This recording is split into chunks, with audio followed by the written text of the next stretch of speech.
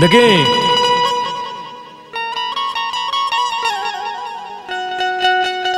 एगो दोस्त के साली गांव में आयल बिया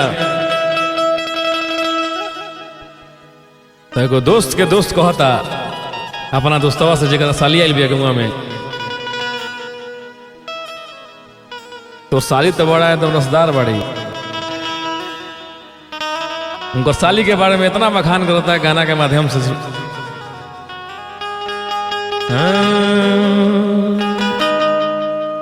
कि दर्द दिल के बढ़ा के गइल, दर्द दिल के बढ़ा के गइल, आइल ही तई में ऊ 4 दिन खातिर बाकी हल्फा मचा के गइल, आइल ही तई में ऊ 4 दिन खातिर बाकी हल्फा मचा के गइल, दर्द दिल के बढ़ा के गइल, दर्द दिल के बढ़ा के गइल, आइल ही तई में ऊ 4 दिन खातिर बाकी हल्फा मचा के गइल, आइल ही तई में ऊ 4 दिन खातिर बाकी हल्फा मचा के गइल।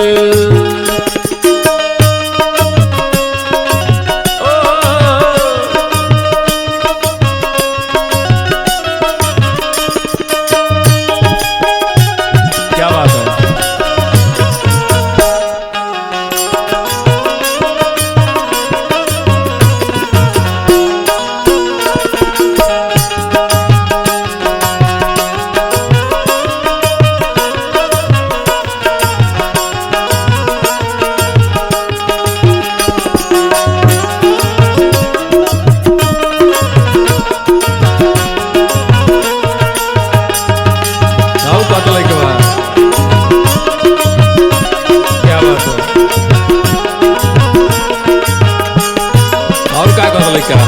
गांव के सुखड़िया के रहे उसाली, देखे में भोली भाली बड़की खिलाड़ी,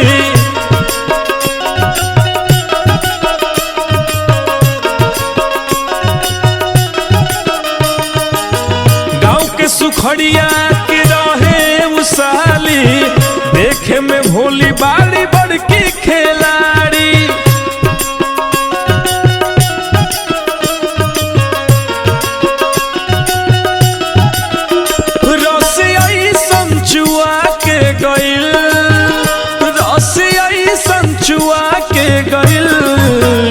ओकरा चक्कर में जे भी पड़ल सबके चूना लगा के गइल, ओकरा चक्कर में जे भी पड़ल सबके चूना लगा के गइल।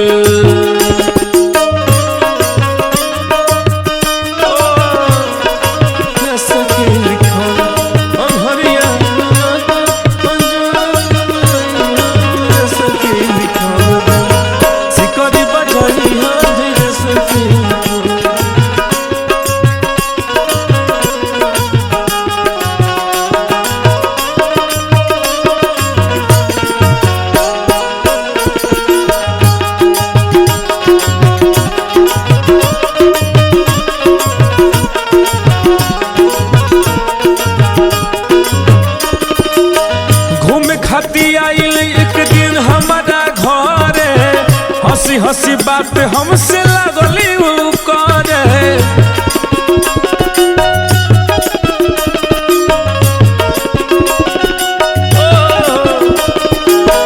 घूमे खाती आइल रहे एक दिन घरे, हंसी हंसी बात हमसे लगली ऊ करे,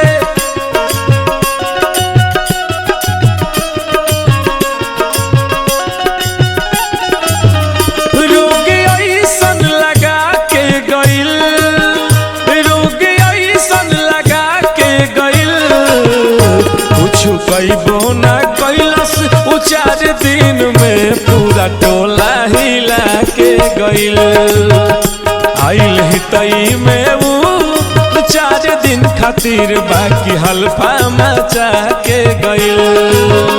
दर्द दिल के बढ़ा के गइल, दर्द दिल के बढ़ा के गइल। आइल ही तई में ऊ 4 दिन खातिर बाकी हल्फा मचा के गइल। आइल ही तई में ऊ 4 दिन खातिर बाकी हल्फा मचा के गइल। आइल ही तई में ऊ 4 दिन खातिर बाकी हल्फा मचा के गइल। आइल ही तई में ऊ 4 दिन खातिर बाकी हल्फा मचा के गइल। ओ बाकी हल्फा मचा के गइल, ओ बाकी हल्फा मचा के गइल।